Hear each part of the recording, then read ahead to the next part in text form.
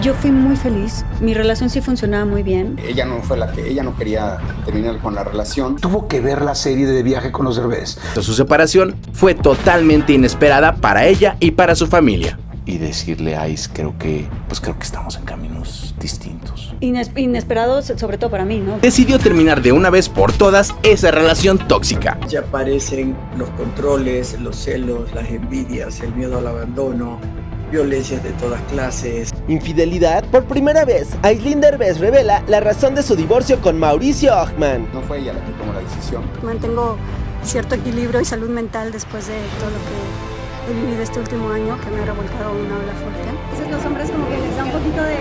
se sienten a veces amenazados por las mujeres que ocupan mucho espacio. Aseguraron que pudo tratarse de una infidelidad. Mi relación de verdad funcionaba tan bonito, era muy bonita y sí fue algo mucho más inesperado. ¿Cómo superó la separación con el amor de su vida? Supuestamente hay una situación complicada con Mauricio Ochmann, ¿es verdad? Pero algo pasa que cuando te casas, obviamente no estoy generalizando, pero la gran mayoría, pues sí entra en este modelo de que empiezan a abandonarse así. Aislinn Derbez reveló que fue Mauricio Ochmann quien le pidió el divorcio.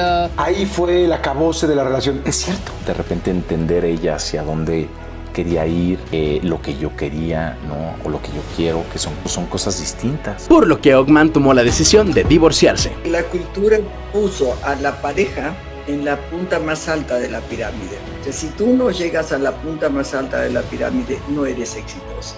Te empiezas a abandonar a ti mismo por complacer al otro, comentó la actriz. Establecer pequeñas cosas nutritivas, primero para uno y luego para la relación de pareja. Hemos armado como una muy bonita amistad. Me di cuenta que nos enamoramos de lo que más amamos de nosotros mismos.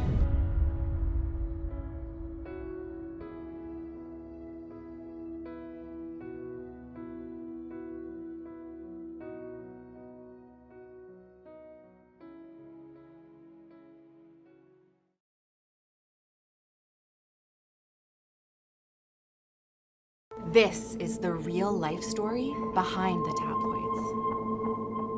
Is he jealous? Brad? Yeah. Who's more jealous? Jealousy is healthy to a point, but no. We've worked on that one. We've knocked that one out. She seems so confident there that their marriage was strong. And even everywhere that you saw them, they just seemed like this super happy, super perfect couple. But less than a year after that interview, it was over. Why are we telling this story now? For almost 20 years, the media has treated Jen as this heartbroken woman who would never be happy until she had kids.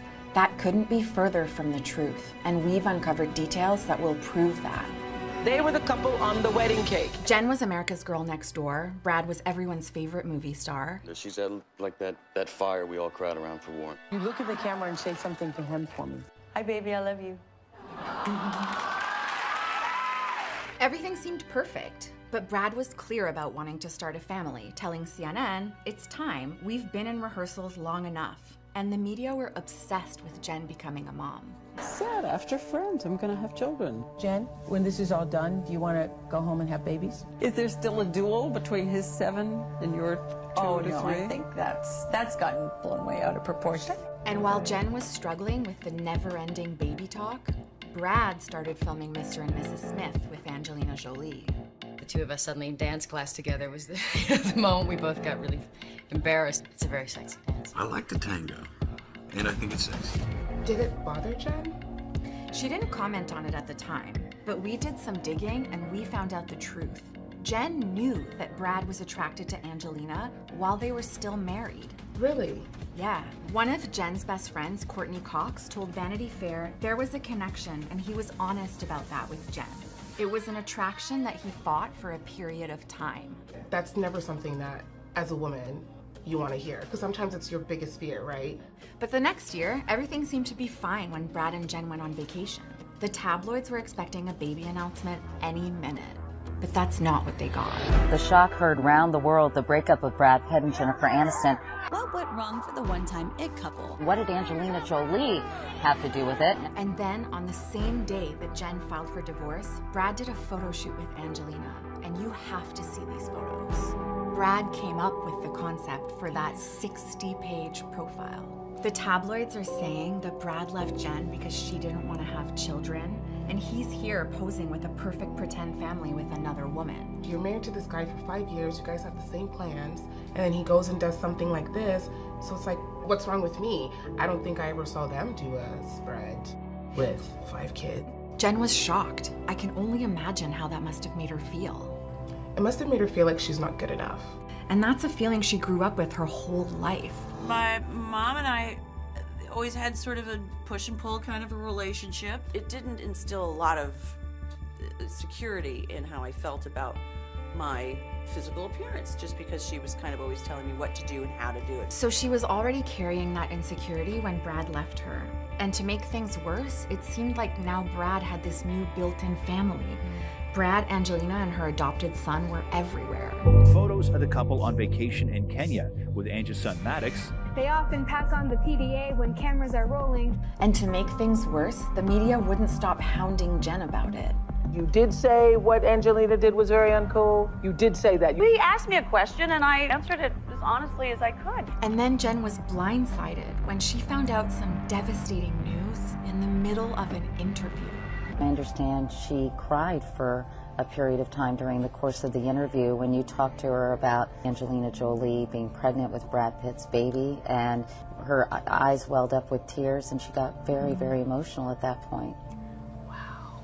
But Brad wasn't the first person to betray Jen. Someone else she had trusted had let her down before. Who's that? Her mom. Her mom? What do you mean? The year that Jen and Brad got married, her mom published a juicy tell-all book about raising her. She cut off all communication with her mom. The year before the divorce with Brad, when she saw the book for the first time, it was too much for her to handle. Oh my God, where did you get that? I got that out of the book she wrote. Oh, Jesus, I never looked at it. Wow. I never saw this. Sorry. But are you surprised at yourself that you can't let it go? I've definitely tried. Now we're sort of standing in our corners just waiting for the other to approach. Between the book that her mom wrote and the photo shoot with Brad that he had with Angelina, it seems like there was no consideration for Jen's feelings in any of those instances. And that's really sad. Jen was trying desperately to heal. She was living alone with her dog, she only saw her best friends, and she was trying to build herself back up through therapy. Have you had to shed some tears? So I shed some tears. In all the self-help books, you can sort of intellectualize it, but the truth is, and you sit there going, well, how do I do that? How, you know, and you're frustrated, and then you get down on yourself because you're not there yet. But as Jen dug deeper to move past her heartbreak, she had a powerful thought.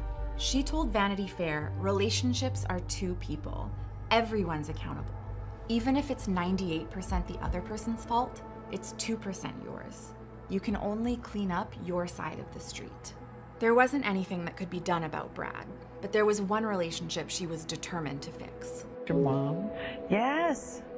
There's news. Yeah, it's been really nice. It's crazy what, you know, your life kind of being turned upside down will lead you to. It's always some really wonderful things that end up coming out of it. And I think, you know, for us, it was the time, and it doesn't feel good to harbor anger and resentment. We do have tools to work through stuff. Everybody does. Hearts mend. But the media didn't want to talk about that. They wouldn't let go of this image that Jen was miserable without kids. So they continued to hound her about whether she was ever going to have a baby. And then one day changed everything. I kind of hit a wall. I was pretty raw at the time, just came back from a vacation. My mother, she passed. It was a really extraordinary experience in time, and we were mobbed, like a scary kind of mob. And then it turns out that another wonderful photograph picture of me with a bump and a circle around my stomach with an arrow pointing to it, in just this sort of disgustingly objectifying kind of way. And I was just fed up with it. Jen published an article in Huffington Post writing, "We are complete with or without a mate, with or without a child. We get to decide for ourselves what is beautiful when it comes to our bodies."